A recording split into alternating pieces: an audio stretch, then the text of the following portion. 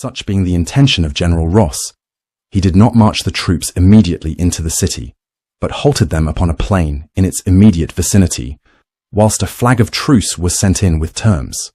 But whatever his proposal might have been, it was not so much as heard, for scarcely had the party bearing the flag entered the street, than they were fired upon from the windows of one of the houses, and the horse of the general himself, who accompanied them, killed. You will easily believe that conduct so unjustifiable, so direct a breach of the law of nations, roused the indignation of every individual, from the general himself down to the private soldier. All thoughts of accommodation were instantly laid aside. The troops advanced forthwith into the town, and having first put to the sword all who were found in the house from which the shots were fired, and reduced it to ashes, they proceeded, without a moment's delay, to burn and destroy everything in the most distant degree connected with government. In this general devastation were included the Senate House, the President's Palace, an extensive dockyard and arsenal, barracks for 2,000 or 3,000 men, several large storehouses filled with naval and military stores, some hundreds of cannon of different descriptions, and nearly 20,000 stand of small arms. There were also 2 or 3 public rope works which shared the same fate, a fine frigate pierced for 60 guns and just ready to be launched, several gun brigs and armed schooners, with a variety of gunboats and small craft. The powder magazines were, of course, set on fire, and exploded with a tremendous crash, throwing down many houses in their vicinity, partly by pieces of the wall striking them, and partly by the concussion of the air, whilst quantities of shot, shell, and hand grenades, which could not otherwise be rendered useless, were thrown into the river. The sky was brilliantly illuminated. The blazing of houses, ships, and stores, the report of exploding magazines, and the crash of falling roofs informed them, as they proceeded, of what was going forward.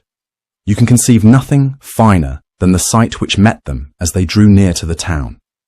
The sky was brilliantly illuminated by the different conflagrations, and a dark red light was thrown upon the road, sufficient to permit each man to view distinctly his comrade's face.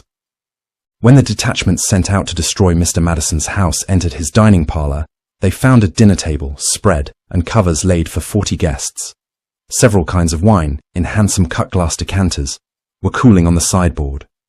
Plate holders stood by the fireplace, filled with dishes and plates. Knives, forks, and spoons were arranged for immediate use. In short, everything was ready for the entertainment of a ceremonious party. Such were the arrangements in the dining room, whilst in the kitchen were others answerable to them in every respect. Spits, loaded with joints of various sorts, turned before the fire. Pots, saucepans, and other culinary utensils stood upon the grate, and all the other requisites for an elegant and substantial repast were exactly in a state which indicated that they had been lately and precipitately abandoned. You will readily imagine that these preparations were beheld by a party of hungry soldiers with no indifferent eye.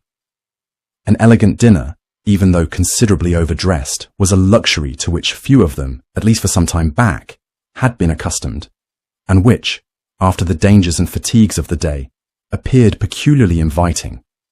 They sat down to it, therefore, not indeed in the most orderly manner, but with countenances which would not have disgraced a party of aldermen at a civic feast. And, having satisfied their appetites with fewer complaints than would have probably escaped their rival gourmands, and partaken pretty freely of the wines, they finished by setting fire to the house which had so liberally entertained them.